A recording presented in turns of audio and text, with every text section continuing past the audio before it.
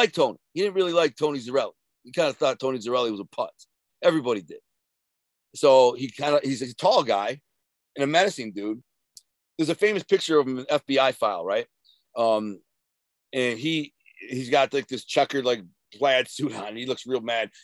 That's how he looked that day, like that dude, but a little bit older. He was a little bit older, and he's probably like 70, and or whatever, close to late 60s.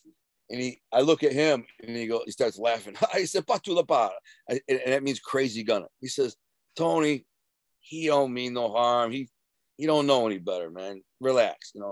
Listen, Alonzo, you do something like this. Check with us. Just find out. You don't know. Ask your Uncle Petey. You can come to me, but stop the renegade stuff. You know what I'm saying? That's all."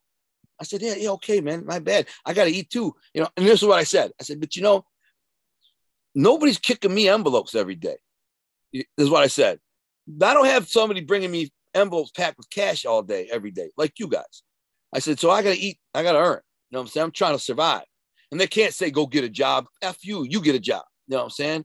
That ain't how it worked. Nobody had a job. Some of them had legitimate businesses, but these guys all did the same thing I was doing at their age. I was them. And that's why Jack Loney liked me. He even said that. You remind me of me at your age. You always say that. You remind me of me, the stuff that I do. He liked to hear me about, like, when he'd send me to go beat a guy up. This is what I'm getting at is around this time, Tony Giacalone starts using me. He comes over our house, right? And I'm figuring things out. He comes over our house.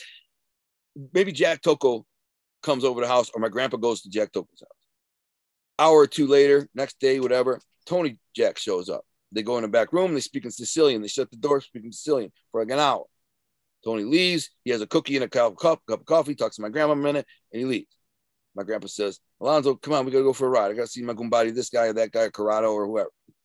And his eyes were going bad. My grandpa's eyes were going bad. So I insisted he got to let me drive. I said, Grandpa, you're going to kill somebody, unless you get your eyes fixed. I mean, he kept blowing red lights and stuff, and he got in a bunch of accidents.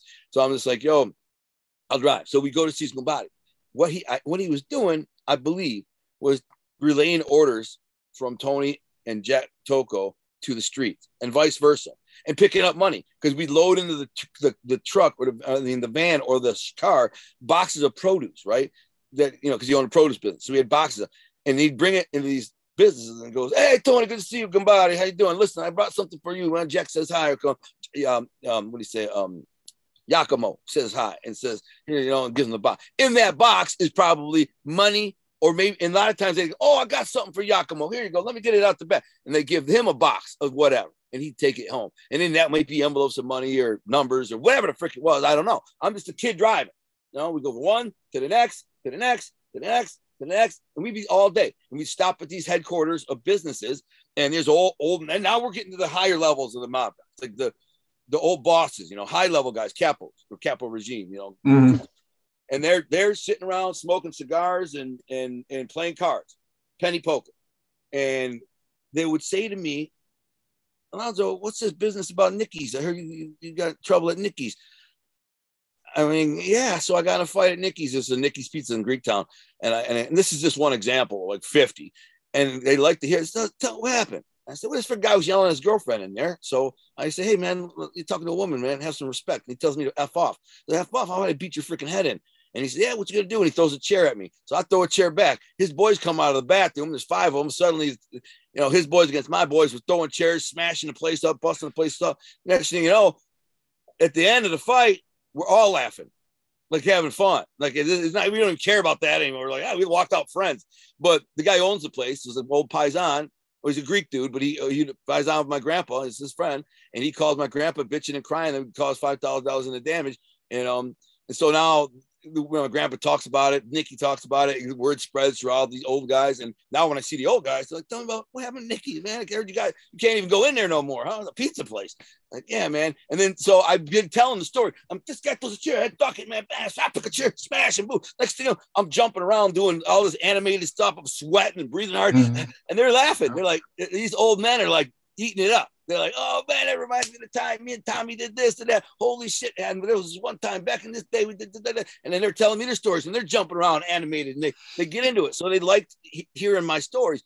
And so there was always a new story, because I was always out fighting in the clubs, bro. I started going to nightclubs when I was 16 years old because they're all mobbed up. They're all owned by mob guys or biker dudes. And my Uncle Pete, like I said, my older brother, would take me with him to go to these places all the time, usually to pick up money or drop off money or orders or whatever. And he'd walk in and he'd have me with him. He goes, "Oh, this is my nephew, Alonzo." You know, and they go, "Hey, how you doing, Alonzo?" So now I come back freaking 2 days later with my crew, like 5, 6 guys.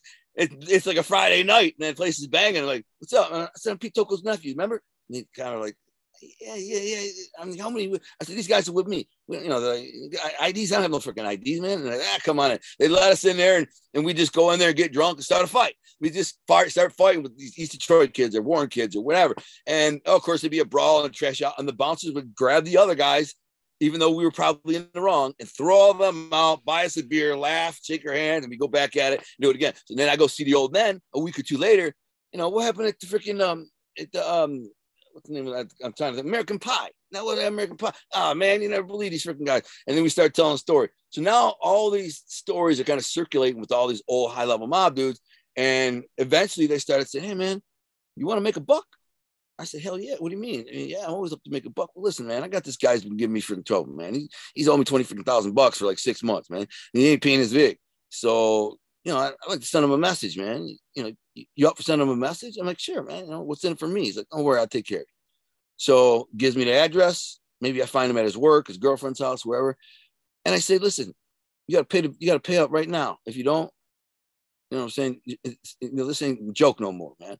And usually not guys like that. A lot of guys would say, "Listen, go find the money." And I go get it and I get a piece. But if he said send him a message, I just walk up and say, "Tony wants his money." Wham! And just start beating his ass. Boom. And so I beat the shit out of him for a minute or two and bloody him up and I leave, you know. And then they would get back to the old men and they're like, "Oh, good job. You know, he handles his business. He smashed his guy." So the next guy might do that. And next guy, and I became known for this. I became kind of a, you know, they call me Tony Jack's pit bull.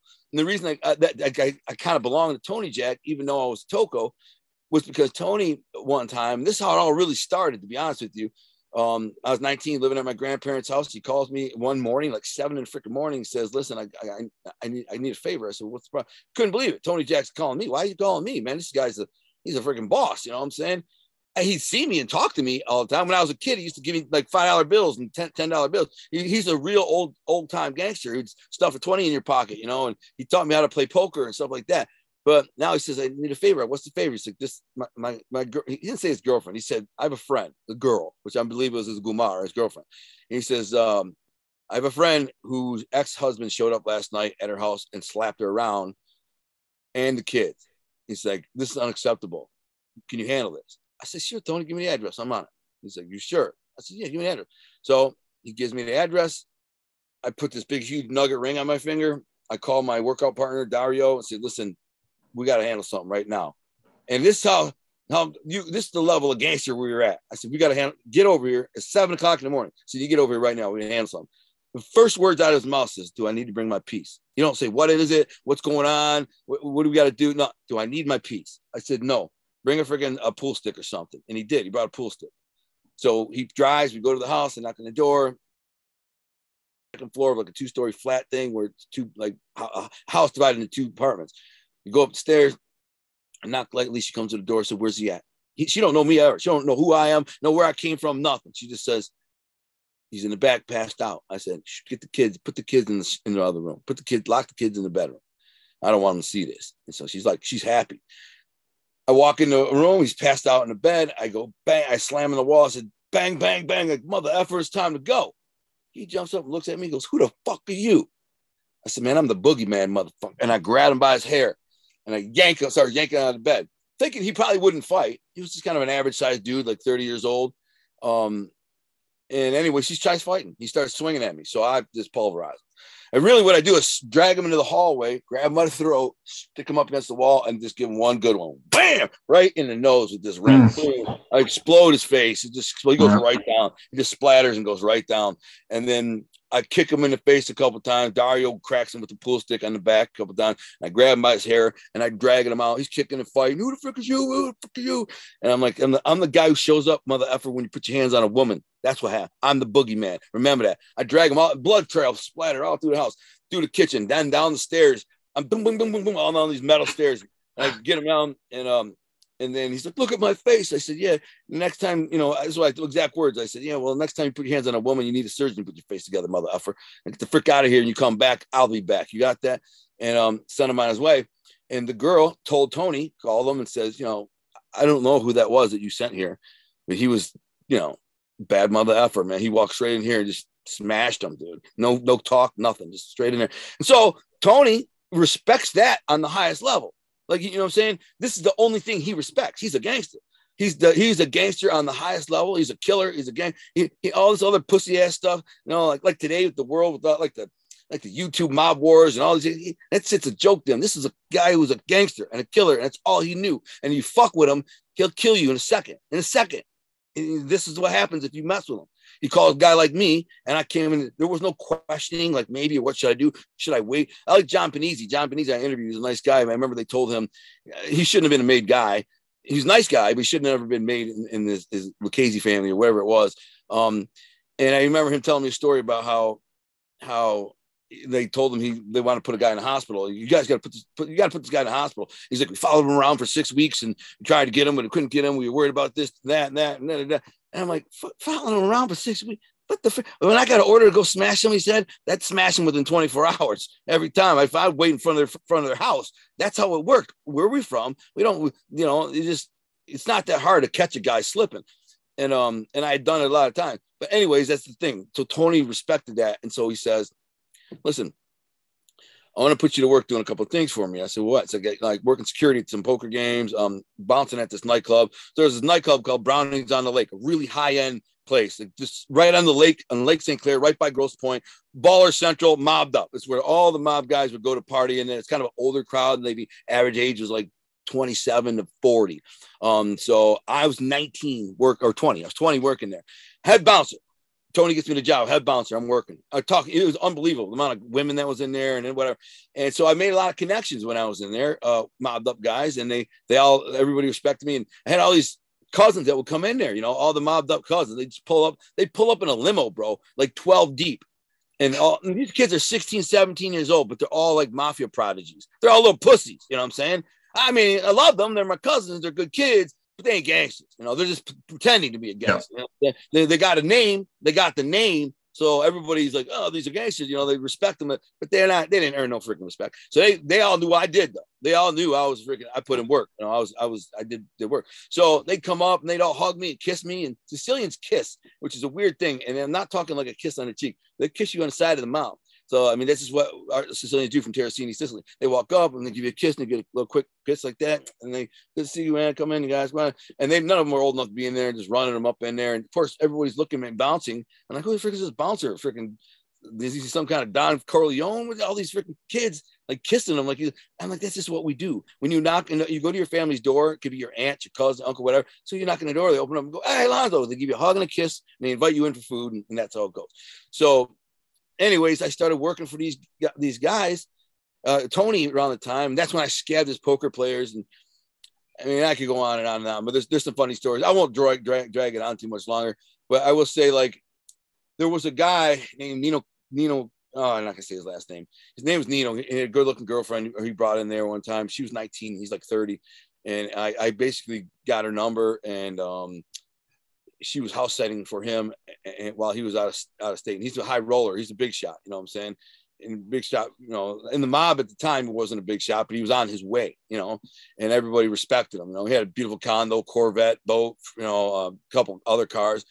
And this chick was gorgeous, you know. And I just said, what are you doing with this old freaking man? 30-year-old freaking guy. He's like 5'5". You know, I was 19. I was 20 years old, all ripped up, buff, tan. I looked like freaking Ronnie from Jersey Shore. You know what I'm saying? That's what I can show you pictures. And I'm like, what are you doing with this fucking old man? He's 5'5" little toad. You know what I'm saying? I said, here's my number. Call me. And he found it in her hand because she didn't have a purse. She was wearing a red dress. She didn't have a purse in it. He's like, what's in the hand? And she opens up and it said, Al. And he kind of started, and he was looking at me. I'm like, so he knows I gave her my number. Now you don't like me, I think.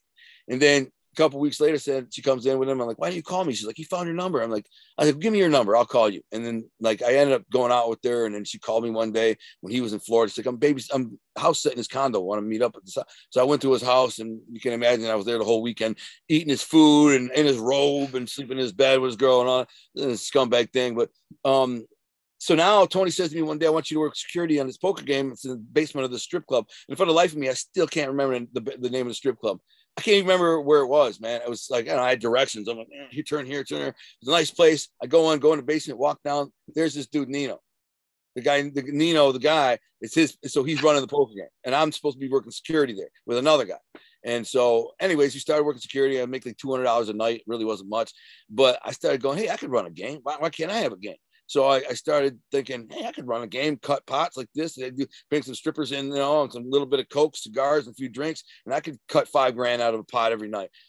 So I tell these guys, listen, I'd see them at Brownies in the club I was bouncing at, right? They'd come in there and they know me from the game. And hey, what's up, man? Hey, listen, bro, I'm putting together a game, man. You interested in playing? I said, it's a minimum like 2,000 buy-in, and but I'm only cutting every third pot. I'm not cutting every pot, so there'll be bigger payouts, And they're like, what? And that's makes a difference, And most of the games are like 5 racks buy-in, so I was doing only 2 just to get them. So I start cutting these games, and I'm making a couple $2,000-3,000 a night on these games. And then it gets back to Tony, because one of these Nino guys, he says, why aren't you playing my game? He's like, oh, I'm playing with the freaking Alonzo kids game. I'm like, who? Pete Token's nephew? And they're like, well, he has a game? He's like, yeah. He's cutting every third pot, blah, blah, blah. So he calls Tony, Tony calls me, and my grandpa warns me. Second time, it happens again a month later. This time, Tony's in the basement. He's coming in. What are you doing? He says, how much you cut out of the last game? I'm like, 5. He says, you owe me 6. I'll wait. And I didn't have it. Like, I only had like $3,500 on, and all to my name. He's like, I said, how much? That's all he said to me. He's in the basement like this. He said, how much you cut out that last game? I'm like, 5. He's like, you owe me 6. I'll wait. And I said, I looked at my grandpa like, you serious? My grandpa just nodded. So I go get the money. I borrowed it from my friend who owned a nightclub or a bar restaurant, Pat O'Brien. And then I paid him. And then I did it again. And the third time, my grandpa was like, Tony ain't happy, man. You got to stop. I can't protect you.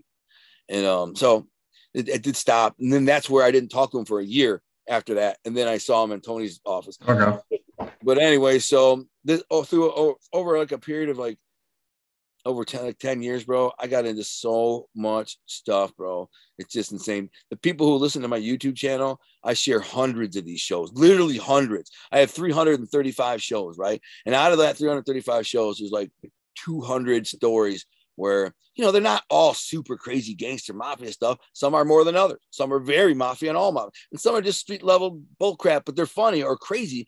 There's shows I made like Spring Break was crazy. I went on Spring Break for 10 days. It was wild, man. You watch that episode, you'd be laughing your ass off. Well, I was a wild freaking kid.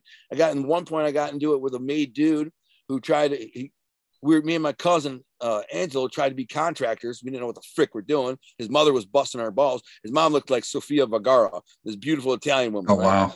And she's like, why aren't you guys working?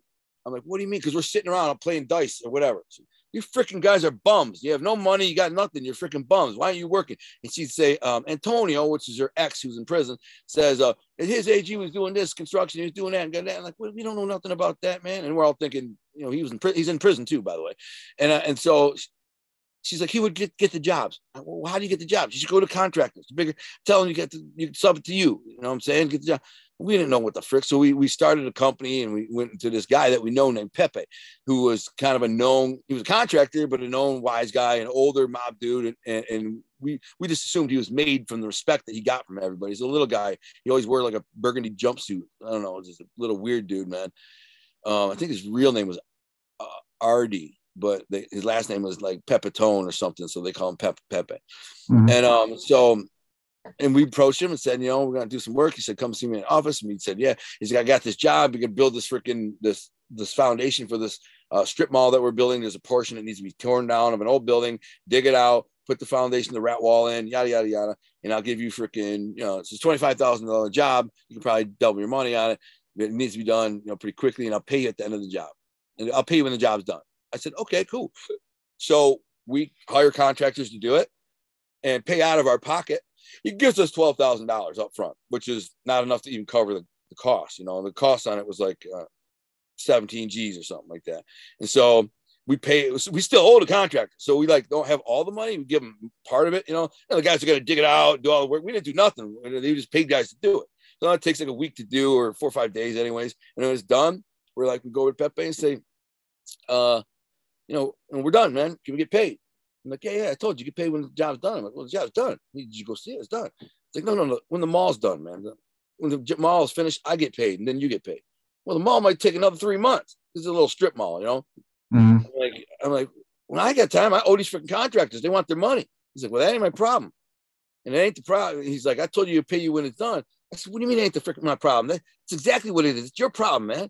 You tell me that I can get paid when the job's done. I did the job, it's done. Now you won't pay me till I don't care about when the mall's done. My job's done. I said, that ain't how it works. I said, if you don't pay me my mother effing money, man, I said, I'll put a bullet in your ass and I'll burn this mother effer to the ground. You got that? I'm the wrong one. You think because I'm freaking some 21-year-old punk, you're gonna railroad me? That ain't how it works. And he goes, watch your mouth. You realize who you're talking to?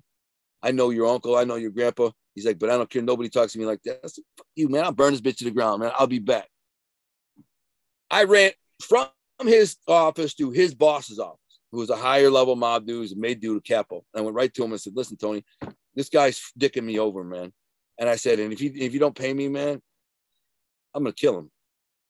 And he says, you don't want to do that, Alonzo. He's like, I love your grandpa. I've known him my whole life, but you can't do that. He's like, Pepe's with me. He's been with me for 30 years. He says, he's like, you're going to have a big problem. That's what he said. You're going to have a big problem. And I pulled my gun and cocked. I didn't aim it at him. I said, I got one too. And it's going to be a big freaking problem. So I don't give a shit. I just need my money. So he tries to contract somebody to kill me. A couple going around. But of course, word gets out that this dude is trying to contract the hitter to get me. And it gets back to Tony Jack and my uncles and grandpa and stuff. So they're like, what the frick is this bullshit? You know what I'm saying? And so they have a sit down with the dude, Pepe and Tony, my uncle, my grandpa, my other uncle. And they say, I'm not there, but my grandpa calls me after he tells me the story. And he says, Tony Jack went to bat. He said, what's his problem with this? What's the problem? And he says, this kid freaking talks to me like this, threatening to kill me. Blah, blah. He's like, well, pay him his freaking money. He's like, I told him I'd pay him when the job's done. He said, well, the job's done. He's like, no, the whole job. He's like, well, you tricked him. You tricked him into thinking that freaking he was going to get paid now. And now he's dicked over. He's like, and he said, he's threatening to kill me, Tony. He's threatening to kill me. You know that? You know what happens with that? That's unacceptable. And Tony says, listen, he's just a freaking kid. You don't know any better. He ain't a friend of ours. You know what I'm saying? That's what he meant. He ain't a friend of ours. He ain't a made for the guy. So, there ain't no rules for him. You know what I'm saying? He don't know any better. He's just a stupid kid. And he ain't got to do nothing. He said, so, because he's mine. That's what Tony says. He said, my grandpa told me. Tony said, he said, Alonzo's with me. He's my guy. So if anything happens to him, then and it happens to me. Then we're going to have a big problem. We're going to have a problem. And he looks at these guys who are all terrified of Tony. Terrified. I mean, these guys are literally like pissing their pants at this point. They're like, nah, Tony, we're just saying, man, it was, disrespectful. Listen, the kid's a kid. That's why we were all like that when we were kids. Here's the thing. Pay him his mother effing money and this problem goes away. That's it. You'd rather pay a guy $10,000 to kill him, you know what I'm saying, than pay him the money you owe him. You realize how ridiculous this is? You know what I'm saying? And he said, my grandpa's right there. He's like, he's been in your body for 40 freaking years. It's his grandson. He raised him. He's like, I'm just saying there's rules. He's like, no freaking rules, man. You know what I mean? There are rules. You know what I'm saying? Pay the man his money. So I went in there and they told me, you're good. Go get your money. So I go in there and get the money. I go in there and gives me a check. And the guy's like, now get the frick out of here. I don't want to ever see you again. I looked at him and I said, you little Weasley mother effer. I said, I don't need you for nothing, man. You think you're the only contractor in town? There's 1,000 contractors. You're a dime a freaking dozen, bro. That's all I wanted was my money. F you. And I left. No, and then he'd see me from time to time in the market and give me a dirty look and stuff. And these are the stories that I tell him on YouTube. And I got lots of them, some more than others. I mean, it was just been in a lot of crazy stuff. I had a few shootouts and gunfights, been shot a couple of times, stabbed, hit with bats. Just, I was generally an all-around bad kid. And then I started dabbling in drugs too. Over like a 10-year period, I got hooked on drugs, pain pills, and then heroin. It was always like this. I'd take pain pill and usually some traumatic event would happen. Like somebody died, like my best friend died and it just sent me off the deep end. I started eating pills. And then that led to heroin. And for like maybe 2 or 3 months, I'd be a hidden addict. Nobody freaking knew. And I had a lot of money, hustling all over the place. I had money pouring in. My girlfriend, I had a girlfriend or fiance, I had a beautiful house, cars, jet skis, 4-wheelers, snowmobiles, toys, and everything. I had pictures of it all. but I was addicted to drugs. And then I'd end up usually in jail for some petty crime. Like I got caught with a pistol. Like the one time I just got on a fluke. I got caught with a pistol. I was playing with my pistol when my boy ran in to do a scam inside. We had some credit card scam inside the mall. He ran into Sears to kind of return something that we bought on a credit card to get the cash. And, you know, it was like $800 or something. I'm playing with my pistol. Somebody walks by, must have seen it. I never even noticed. And they call the cops, and the cops come, and they wait for my boy to come out and swarm me, and they get me, and I get caught with his pistol. And then so I end up going to jail for that pistol. I bond out, of course, but then I end up going to jail for like 2 weeks because of the pistol, right? I got a lawyer, get it dropped in attempted possession of a weapon undisclosed. So I don't get the 2-year felony firearm bit for prison. But that 2 weeks in jail saved my ass, because once I got 2 weeks clean in jail, I come out like, I'm good. And I'm not dope sick no more. I'm good. And I wouldn't use a drug. I didn't use a drug for 5 more years. And then something else happened. I broke my ankle, and they gave me pain pills for that. And it just kind of set me off, and had some psychological trauma where I was trying to play football. It's a long story. And then when I broke my ankle, that dream was over. So it just psychologically messed me up. And it just, so the last year and a half of my life, or 2 maybe, going before I went to prison, I was just out there. And the main reason I was out there, not just because of drugs, but Tony Jack died. And so here's the guy who's kind of always my umbrella, my protector, my rabbi, whatever. And now I don't have him. And so the people who didn't like me, they did everything they could to make me persona non grata. And before, with Tony around, they couldn't say dick, you know what I'm saying? They were just like, bit their tongue. And so now I'm out there ripping around the streets, you know, and I was basically selling mostly drugs, and a lot of shakedowns and extortion and stuff like that too. But I had a cousin who was a big drug dealer, and I dealt with him. Then I ended up getting busted. And then when I got busted for 2 kilos of heroin, everybody ran for cover. They thought I was telling, because I was on the street. But they didn't arrest me. They raided the house, left the affidavit or whatever there, said, we've been here, this is what we see, you know, they'll call us, you know, figure it out. What? And I call them, I said, yo, I got to come. They said, we want to talk to you. And I'm like, okay, do I need my lawyer? And they said, no, come on in. I said, am I coming in here to get arrested? I don't want my freaking lawyer there. Like, no, we're pending lab results. So it could take a couple of weeks, months before that comes. I said, all right, can I go in there? And they say, you know, this, that. I said, I know it was my girlfriend's brother who freaking said that drugs is mine. It's not. The house is in my girl's name. I don't even live there. There's nothing there to tie me to that house. Like, we got pictures of you there, or pictures of, like, your own pictures, you know? Like, so what? My girlfriend has pictures of me. So what? There's a car in the driveway that's registered to you. It's a Corvette. I said, so what? It's my girlfriend's car. It's a project car. It's an old Corvette I was trying to fix up. It's a project car. I didn't have room in my house. I parked it there. You got fingerprints on the drugs. You got a hand-to-hand buy. You got me coming and going out of the house. You got anything? And like, yeah, we got stuff. And I'm like, you got nothing, bro. So you're never going to convict me. So you're wasting your freaking time, bro. And then, and he's like, yeah, maybe I win some, I lose some. I said, oh, whatever. You're going to lose this one. So I leave. Forget about it. But everybody knows I got busted because one of my neighbor kids was a hustler from the neighborhood. He saw the raid. So he saw the raid van there, and everyone, the feds and everybody in there tearing it up. So he starts telling, you know, I mean, obviously he's going to say, yo, you know, Gunner got busted. And so everybody in the street runs for cover. Everybody that is dealing with me in terms of selling drugs, extortion, my crew, everything. They're all like, yo, Al must be telling. How you get busted with 2 kilos of heroin and you're still walking the street? So he's got to be telling. But I wasn't. I didn't. It was nothing. So everybody run. Now I got no means to make money. So I started resorting to like crazy shit, robbing banks, robbing pimps, robbing drug dealers. And I had already robbed basically freaking every drug dealer in the freaking East Side. So, I mean, like extorted them or just robbed them. So now I'm doing armed robberies. I'm doing bank robberies. I'm doing whatever I can to stay on my feet. And it all caught up with me. Eventually, they arrested me for a crime spree. I robbed the bank, the high-speed chase. I crashed. It got me. And that was the end of my run, man. Then I went to prison. And it's funny because I had a beautiful house. I had a fiance, 2 or 3 nice cars, you know, all these toys in the garage. Nobody knew that I was on drugs. Nothing. Nobody knew. Not even my girlfriend, who I'd been with for 13 years, didn't know. So nobody knew. I was still bodybuilding. I was a big muscle bound, you know, guy. And, you know, my girlfriend did say she suspected. She's like, you slept more and ate less. You didn't work out as much. You know, you were different. You didn't want to have sex as much. So there was something that said something wasn't right, but I just didn't know what it was. You know, so I get busted and I get convicted of extortion, armed robbery, bank robbery, felony firearm, blah, blah, blah, blah, blah. There's originally 17 charges. They dropped them down, like pled to like, I don't know what it was, like 6 charges, including several armed robberies and bank robberies, and those kidnapping charges, and they dropped that.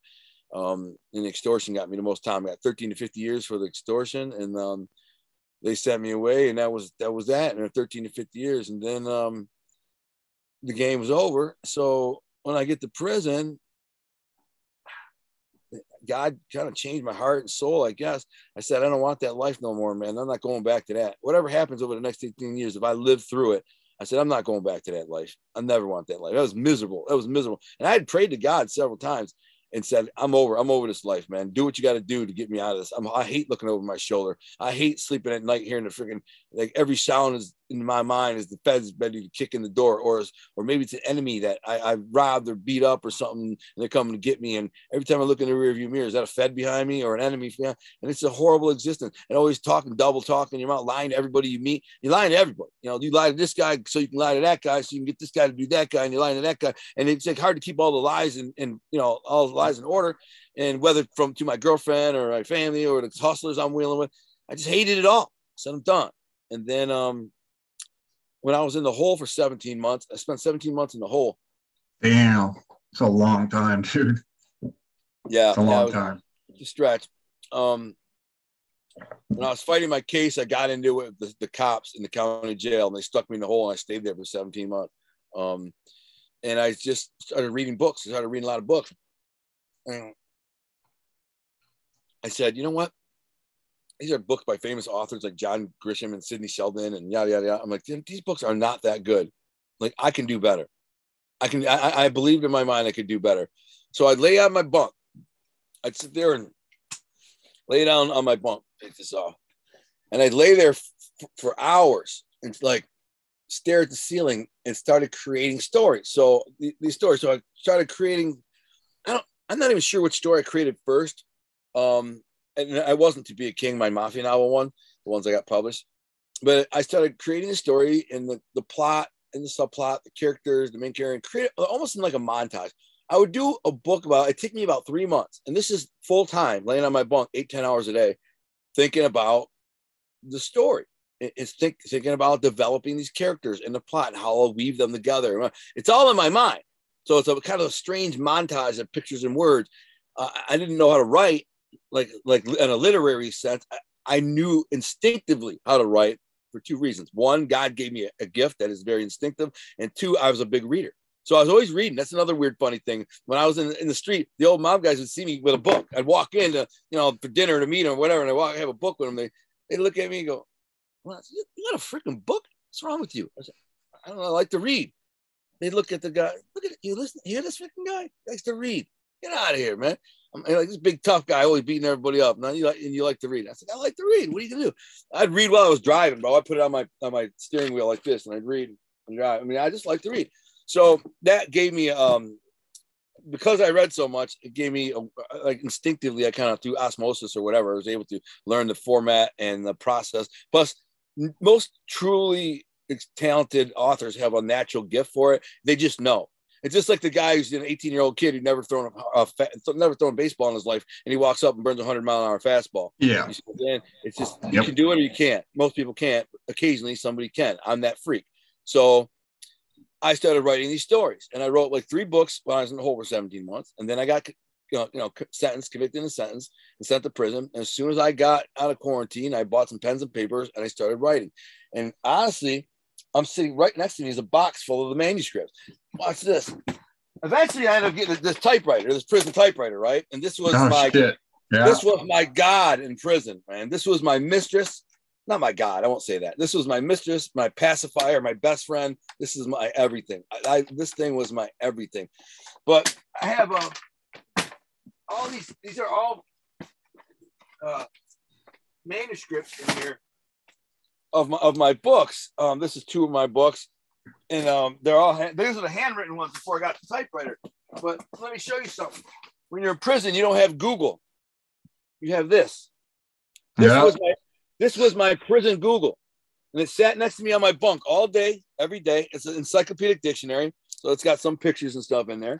And you can imagine how I stole this from the unit. That's why it's painted red here, because it used to say Unit 900 on it. So I painted red over it so they couldn't see it. You can still kind of see it if you look. Yeah. And then look at how beat up it was falling apart, and And this was my everything, this thing. And so I would just sit on my bunk. I had a thesaurus and I had this next to my bunk. And next to me when I'm laying on my bunk all day typing, all day. I typed about 10 to 12 hours a day. Not about 10. And I just kept grinding and I started writing. And the thing was, as soon as I pass along the books to guys. Now in prison, you have a lot of big readers. So if you have people who are involved, prison people, they're going to tell you there's a lot of big readers in prison. I've been in there with guys who've been down 10, 20, 30 years and they've read thousands of books, thousands. These are big readers, man.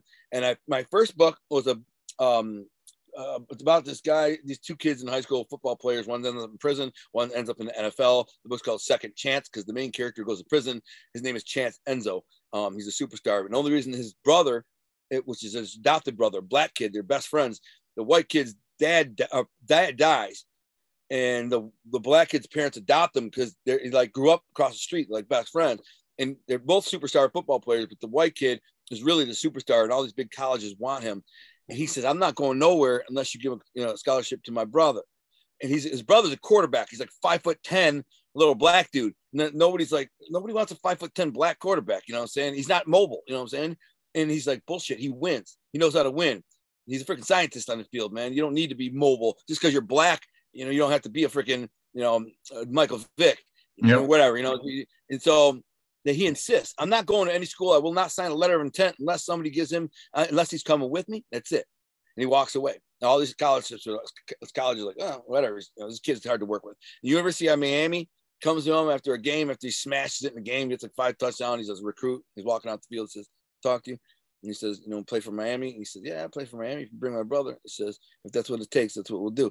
And so he says, all right. So they both sign letters of intent. There's a big media thing, where they sign the letter. So it's Omar's his brother, his best friend he grew up with. And so Chance goes to, they go to like their orientation type of like preseason stuff. And they go down there and they're getting ready for the season to start in Miami. And he's like, I'm going to surprise my girlfriend and come back. He had this beautiful little girlfriend, Chance does, this little hottie girl. And she loved him, his high school sweetheart. And he loved her. And he's going to marry her and buy her a big house someday when he makes it to the NFL. That was the goal. And so he comes back to surprise her on a surprise visit. And her little sister says, she's at a party at this guy's house. And he goes to the house, sees her car, but it's not really a party. There's a couple other cars there. Some dude answers the door. He says, where's Elba? And she's like, she's not here. And I said, well, her car's freaking here. He's like, he's not here. And I try to shut the door on him. He bursts his way in. He says, where's she? And he hears music coming down the hall. He walks in the hall, the door's locked. He kicks the freaking door on. The girl's in there passed out. And there's a dude in there on top of her. And he goes berserk. He beats the kid's ass, smashes the TV over the dude's head. The kid dies. The kid ends up dying. And so Chance ends up going to prison. I think they gave him 16 years for this. And so he ends up going to prison, and his boy Omar goes on to the NFL. He wins a national championship on his like 3rd or 4th year at Miami. And then he gets drafted pretty low because he's still a small black quarterback. And he like late round 6th draft pick, but he does really well. And he signs after 2 years, like minimum salary. He signs like a $50 million contract. And the first thing he does is pay the biggest hotshot lawyer in the country, go open his brother's case and see if he can get him out. And they find out that because he took a cop, they didn't have money to fight it. So he took a cop to them years. Because if he didn't, he could have got like 30 years. So he just copped out. And so now this is like 6 years into his prison sentence. So he got 12 years, excuse me. So 6 years into his prison sentence. This is happening, and they open it up, and they come to find out they never saw the toxicology reports on the case because they never went to trial. But the lawyer now is going, this kid was on GHB, he was on ecstasy, he was on coke, he was drunk. He could have died from that during this fight, not the beating. Well, they just said, when he was arrived at the hospital, and they did there was no response. They did a CAT scan. They revived him, so he's breathing, but they do a CAT scan and found that his brain was swollen in his brain and the skull, and there was no, there was no mental synopsis. The brain was dead. And that's you pronounce him dead. If there's nothing happening in the brain, he's dead. You can keep him alive, breathing forever, but he's a dead body with a freaking dead brain with a body. So they just pull the plug and let him die. Well, he's saying, what if this dude had a freaking heart attack from all these drugs and coke and crap now and then a fight? This dude didn't kill him. From the fight didn't kill this guy. It's 50-50. This guy had a freaking heart attack. He's on all these drugs and crap. So they take him in front of the judge and they say, Your Honor, this is this case. And the judge says, you know what? The 50-50 chance you kill him, you've done 50% of your time. I'm going to let you out. So now he gets out of prison after 6 years, and his boy's got a freaking $12 million house. He's got Bentleys, and he's got his boys in the NFL, and he's got their hang-around friends, these two guys, Ricky and I don't know, I can't even remember Ricky and the other one. They hang around. They're just their boys. They don't do nothing. They're just potheads, and their job is basically just hang out at the house and make them laugh. And they pay for everything. He's bought them like Yukons, and he don't care. He's got millions and millions of dollars. Omar does. And so they get Chance out of jail, and they're like, yo. So now he starts going to his coach, bringing him to the game or like practices, and start like hinting to his coach, you know, you should take a look at my brother, man. He's a beast. You know what I'm saying? Middle linebacker and running back, either way. And they're like, I just got out of prison. He's like, yeah, but he didn't do nothing. Like, he got in a fight. We all got in a fight. He's been exonerated, you know, yada, yada. Eventually, so this, I'm getting to the book. Eventually, they give him a look or a second chance. It's the name of the book. And he becomes a beast. So sorry, bro. That's all right. I want that chair. Cut you off. It's just my work alarm. Yeah. So that he becomes a beast, and the story goes on and on. They win a freaking, you know, a Super Bowl, but there's another twist that I haven't told you. I'm not going to tell you. It's about the girl. The girl. There's a story behind the girl, and I'm not going to ruin it. But the ending, it all comes twisting back in this crazy. That's the hallmark or earmark of all my writings are these really crazy plot twists. So when you read my books, there's always a very action-packed and entertaining, and you think you know what's happening, is going on, and then all of a sudden, boom, the very end, you're like, oh. I didn't see that coming. It's this mind-blowing plot twist. That's how I write. Sounds like a hell of a story. Yeah, and that ain't even nothing. I didn't really give you them. I'm just giving you the highlights. It's a really funny story. But anyway, so I gave the book to guys in prison to read, and they loved it. They're coming back going, bro, this is the best book I ever read. You know, I've read 10,000 books over the last 30 years, man, or whatever. I'm telling you, dude, this is the best book I ever read. Then I'd say, here, well, try one of my other ones, you know. I have them another one. They'd read it and come back. And this is a true story, bro. I'm not making this up. If you read my book, you'll say, I get it. But only until you read the book. Once you read the book, you'll like, yeah, sure, pal. But they'd read the book and they'd come back and go, dude, I know I said that your other book was the best book I ever read, but I think this book's better than that. And so I'd say, well, try another one. And they'd come back every time. By the third time, they go, dude, I can't believe that you are in prison. Like, I can't believe the guy who wrote the 3 best books I've ever read in my life locks on my wing. Like, it's impossible. Why are you here, bro? I mean, if you would have done this in the street, you'd be worth millions. I'm like, I didn't do it in the street. You know, I just started doing it when I got to prison. And so not hearing that, I didn't hear that from like one guy or two guys.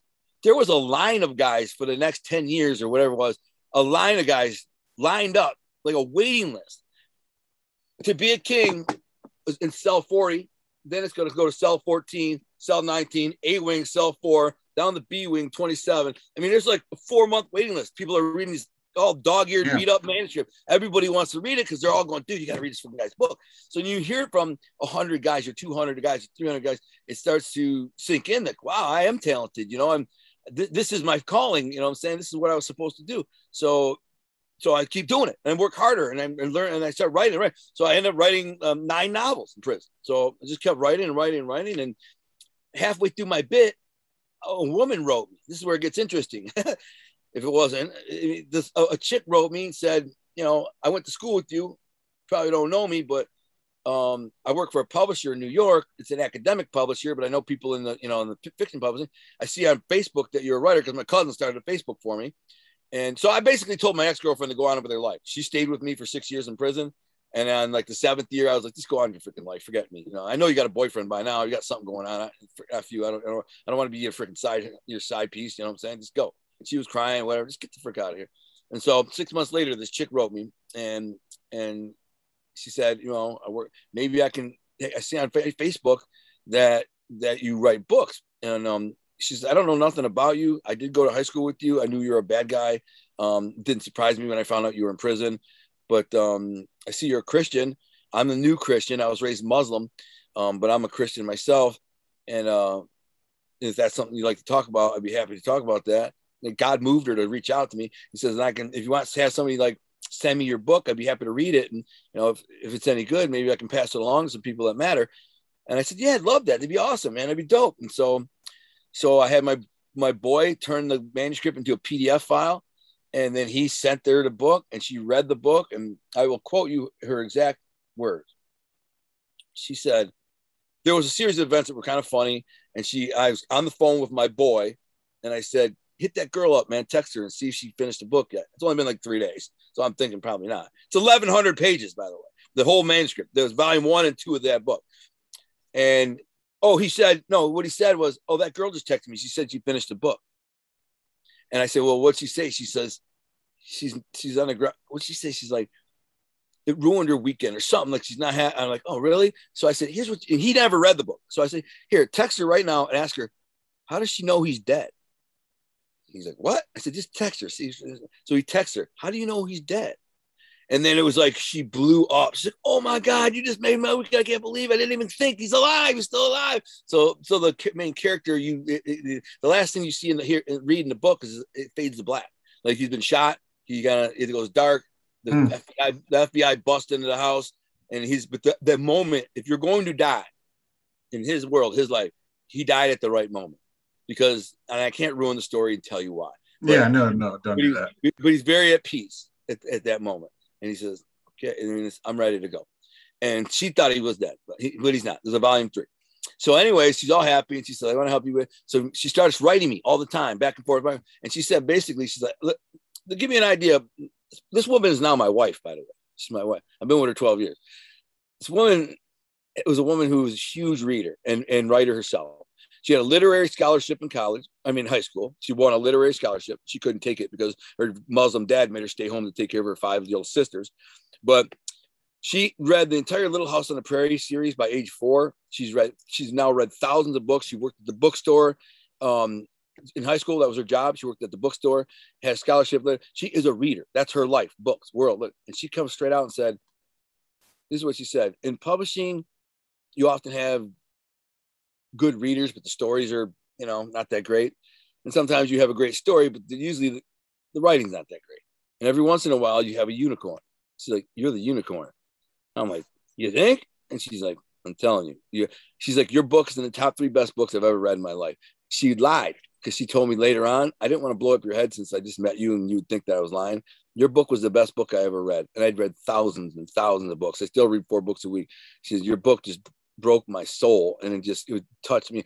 And so many people had said that, but her saying that from a reader who was a literary book, and I was like, thank you, And anyways, we started writing back and forth and fell in love through love letters over the next 6, 8, 9 months. And she ended up moving way up. She said, where do you want to live when you get out? I'm like, way up north, out in the woods, away from people, away from everybody. I just want to be away from everything. I want to smell fresh air, go fishing, 4-wheeling, snowmobiling, hunting. I just want to get the F away from the world and people. I've been stuffed around them for 13 years. So she left everything she ever knew. Her family thought she was insane. She actually left her boyfriend at the time, her husband, and left him and said, I'm going up north, way up north, 5 hours away to live out in the woods to wait for this freaking convict, and of course, they thought, are you insane? Are you insane? You hear me? You're throwing away your whole life for this guy that's in prison. And she says, I think he's worth it. And so she waited 6 years, and I married her the day after I got out. And she's my wife. So it's a crazy story. We've been together. Up, bro. Yeah, 12 years. She's a G too. She's a professional. She's a like a 6-figure kind of executive for various publishing and data aggregating companies, stuff like that. She's worked for MIT and Wall Street companies. She's kind of a big deal, smart freaking chick. Yeah. And really just the sweetest, nicest woman I've ever met, and also the funniest and the most intelligent woman I've ever met. So the fact that I was able to pull a chick that's that keeper and funny, intelligent, witty, successful. I'm like, me? Like, what the frick? What did I do to win the freaking lottery, man? But the book is what did it. When she read the book, she knew I was special. She's like, there's a very special mind to create that book. And bro, I'll stop rambling. But I had a guy who was a Fortune 200 CEO named Matt Simoncini, ranked number 198 in the world in Fortune 500 CEOs, made $14 million a year. He read my books, 1 and 2, on his private jet while in Europe over a 3-day period. He even told me, I'm normally a slow reader. I read a couple books a week, but I'm normally relatively slow. Your books are very big. He said, I blasted through them both in 3 days, couldn't put them down. I canceled board meetings. I sat on the plane on the tarmac, sat on the plane, told the pilot, hold on. He's like, I sit there and read. I'd take a nap, open the book, keep reading. I couldn't stop reading your book. I was hooked. He's like, anyways, he asked me to meet him for lunch. after, and I met him for lunch at a little place outside Detroit, 60 Mile Harbor. And I walked in there and he says, I said, how you doing? I shake his hand. He says, Gunnar, you're the greatest writer in the world nobody knows about. And I said, well, I'm working on that, sir. Now the book had only been out 9 months at the time. So I was like, I said, I'm trying, man. Nobody gave me a blueprint on how to market a best-selling book or how to get a movie made out of my book, but I'm doing my best. And he's like, you're literally the greatest writer in the world nobody knows about. I'm trying. And I said, he's like, the book was absolutely gripping. Couldn't put it down. I don't know how you wrote that. The only way the only way someone could write that book is to have very intimate knowledge of that world where you were literally in that world. And because otherwise nobody could write that. Mario Puzo couldn't have wrote that. And I'm like, well, thank you. And so, I hear that a lot. And so I just got to get the thing made into a movie and I'll be good. That's your next project. Well, I got a million projects. I own Arthing Apparel, which is pretty cool. Like my city is Detroit because I'm from Detroit. But if this is your city, where are you from? Well, I'm from California, but I don't tell people where I'm at. But okay. Oh, sorry. Yeah, no, it's all good. I'll just cut it. Yeah. Well, you can Cali, you can have LA on there. I've done San Diego, San Francisco, whatever. But the cool part is the back is done too. So if you look at there you go. So whatever your city is or your state, and it's like my varsity jacket, it's the same thing. And these things are badass. And these things are dope. And they're only $350 too. They're really well made. This coat is 5 years old, and it's my only winter. Yeah, that looks brand new. Yeah, I know. And it's the only winter jacket I have. And then we have leathers too. We have these freaking dope ass leathers they're embossed on the back. Like if you look, they're kind of, if you can see in the light, they're stamped right there. It says art thing, can't see in the light. Yeah, I see it. We got our own custom label in there. These things are dope. And $450, but you're not going to get a freaking nicer leather than that for $450. If you go to the mall, try to buy a nice leather like that, they're like $800. So we got hoodies and hats and track suits and jackets and duffel bags and basically everything. And then we got 30 different designs, but this is our logo. This is our logo, the guy there. Yeah. And then you'll get your city art thing, and it doesn't have to be the mafia thing like Costa Nostra art thing, because let's say you're a guy from San Diego, right? And you take pride in being from San Diego, and you're saying it's our thing, it's your thing, what I'm saying? So now your thing would say San Diego art thing, what I'm saying? And the reason it's in quotes is because there's that mafia undertone because of me. I created this thing, and some of the designs, like what am I wearing? Oh no, this is one of the shirts. Oh shit! There you go. This is one of our designs, but some of the designs might have like an old 1920s gangster in a zoot suit with a Tommy gun or something like that, like the silhouette, and it'll say San Diego art thing or Detroit art thing, whatever case.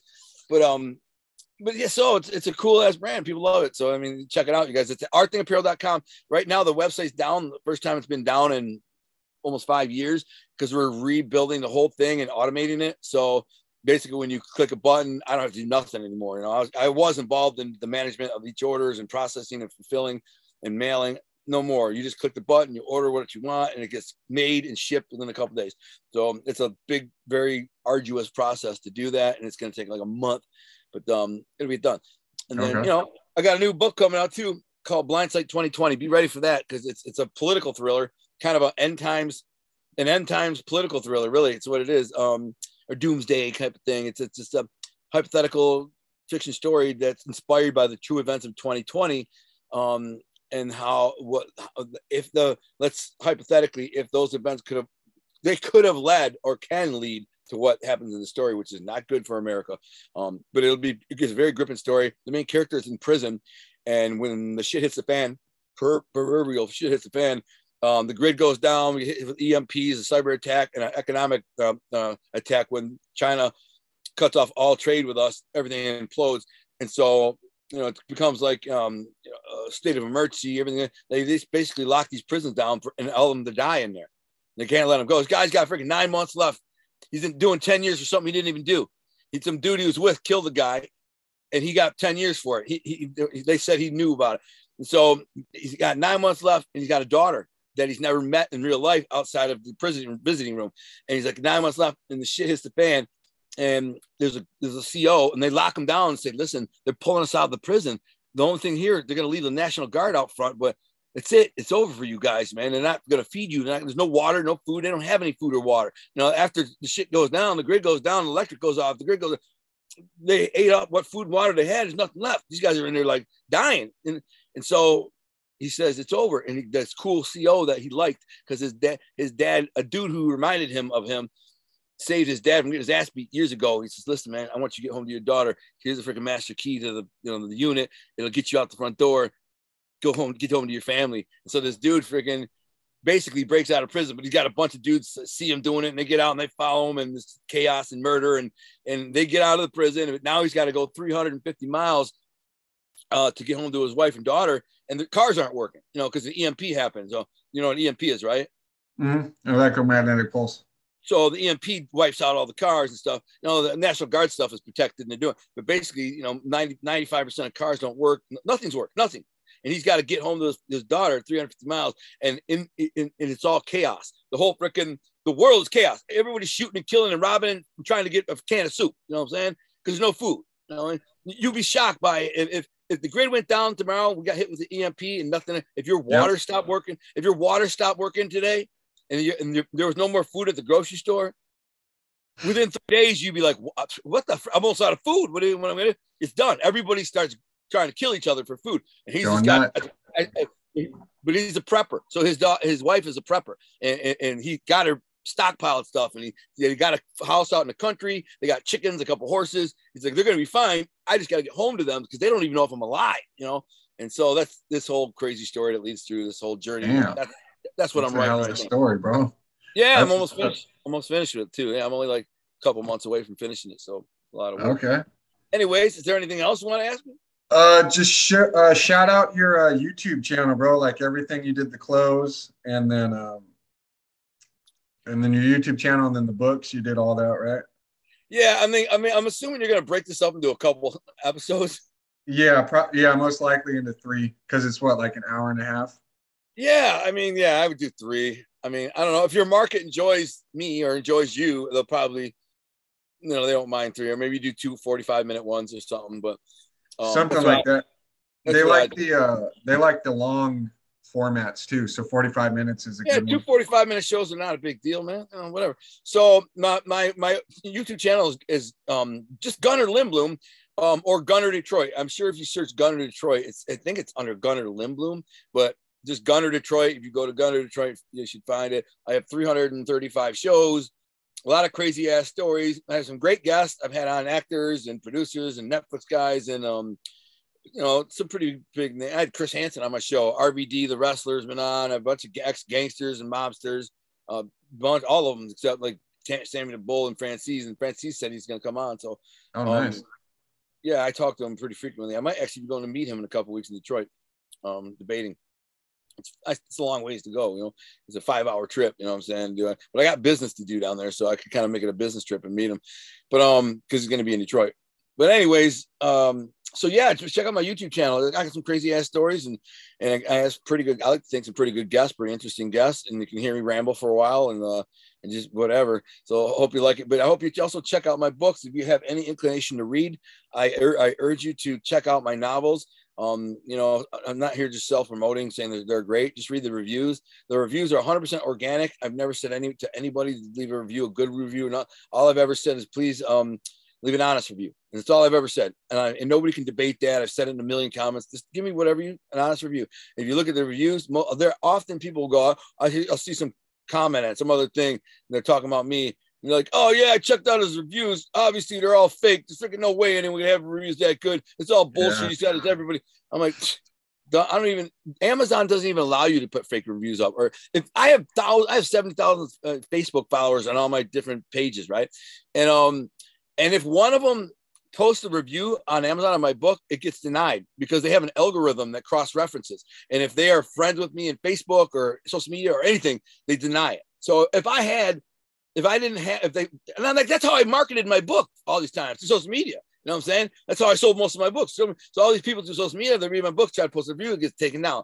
If that wasn't the case, I'd have 1,000 5-star reviews, and I'd be a New York Times bestseller 10 times over. but whatever. It is what it is. They dick over the little guys. So check out my books. You'll like them. If you like any kind of like good reading, good story, but if you especially like a mafia, old school, very romantic, old world kind of Godfather feel mafia story, but it's unique in the fact it's not set in New York, it's Detroit, and it's very, very old world, old school mafia rules. You know, I mean, very different from anything that's out there. It's very reminiscent of the Godfather in that regard only. Aside of that, it's a very unique story. It has nothing to do with the Godfather, not even like it even a bit, but just old and romantic and big. So check it out. It's very big, billions of dollars, global connection of mobsters from around the world. It's crazy. You'll see. But let's check it out. And then what else I got? I have a radio show on 910 Superstation every Friday night. Want to check that out? If you're on iHeartRadio, just go to 910 Superstation Detroit. Boom, I'm in from 7 to 9. Name of the show is called Our Thing Detroit. And I have author guests on and guests every week, so check that out too. Our Thing Detroit, 90 what? 910 Superstation. 910 Superstation. Yep. Friday nights at 7 to 9. I have authors on. I have actors on. I have some guests on, and it's cool. I like to have authors. They're interesting. Like to hear their backstory about what inspired them to write and how they got into writing. And I've had some big name journalists on: Seth Ferrante, Scott Bernstein. In fact, Scott Bernstein, the one who's got me the job. He's the guy who got me there at Adele Media. But so yeah, and make sure you guys check out Scott Bernstein's website, Gangster Report. If you like anything gangster, mafia, biker, black street gangs, gangster, anything gangster, go to the website gangsterreport.com. And you're going to see the next Messiah in terms of who's coming to YouTube with the gangster stuff. It's him. He's about to take control. It'll be him and everybody else. He's the freaking master, man. And he's written about everything. He's very prolific. He's huge. He works for 50 Cent right now, Eminem, Netflix, Joe Pesci, Stallone. These are the people that are paying him thousands of dollars just to be their consultant on like the set of like a movie or TV show. So he's a big deal. He's my boy. He's been on my show 15 times. So go to my show and you search Motown Murder Timeline or Motown Mob Murder Timeline. And that's a kind of a cool series that we did, like 11 episodes where we talk about the series of murders that happened in Detroit. By the way, never been anybody convicted of murder in Detroit for the mob other than Anthony Cerullo, who I did 4.5 years with, that they didn't necessarily claim the murder was tied to the Detroit Mafia. It was tied to a beef with some New York mobsters, and they came to kill him, and he killed them. But he was a good dude, old Sicilian guy from the old country. I used to sit in the day room and talk for hours with him. But he's a killer. But other than that, there's never been a conviction of a murder in Detroit in the Mafia. That's crazy. There's only been one rat in the history of the Detroit mob, 100 years. One made guy to flip, only one, and he didn't result in doing that much damage. I mean, obviously some guys went to jail and there was a lot of chaos. It's all in the news. There's a big bust, but at the end of the day, the boss only did 18 months. There were 12 guys indicted. One guy got 12 years. Everybody else did a couple of years, whatever. And by the way, they knew that where he was in witness protection, and they found him and could have killed him.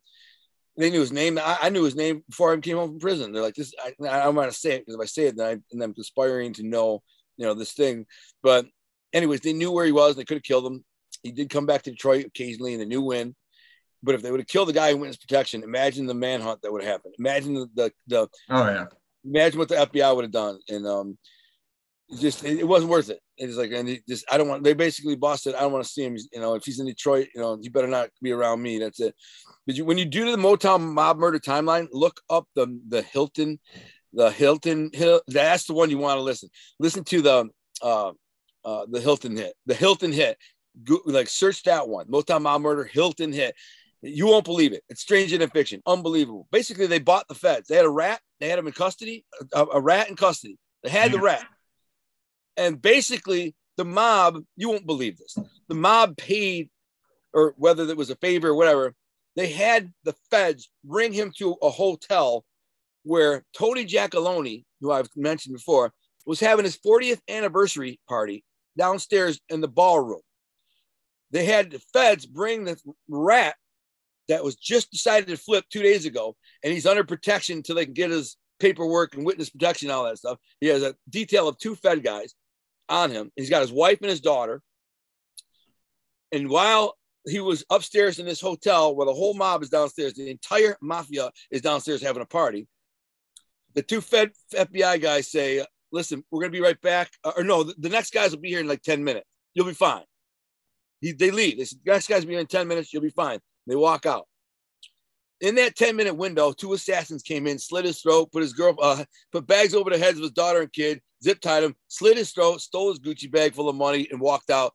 And then 10 minutes later, the other feds came in and found a murder massacre. And of course, when they talked to the mob guys about it, like, freaking, he's like, "Are you kidding me? I'm gonna freaking murder some dude while I'm having my anniversary party downstairs? We out of your freaking mind." That's how crazy these mother uppers were, bro. Yeah, that's for sure, bro. Yeah, it's crazy. But, I gotta wrap this up, bro. I gotta head into work. So I appreciate your time, man. Thank you very much. And we'll make this a thing, bro. Like we can work together for sure. Yeah. I like you, dog. Yeah, thanks, man. I appreciate it. Yeah, send me some guys. I'll try to send you some guys. And I hope I gave you good content. And I hope everybody's entertained and enjoy it. And just I hope you check out my YouTube channel and see what I got. I got some good shows. I promise you, if you give it a chance, you'll be like, "Oh man, this is good entertainment." So, and God bless. All right, man. I'm gonna wrap this up. Stop recording.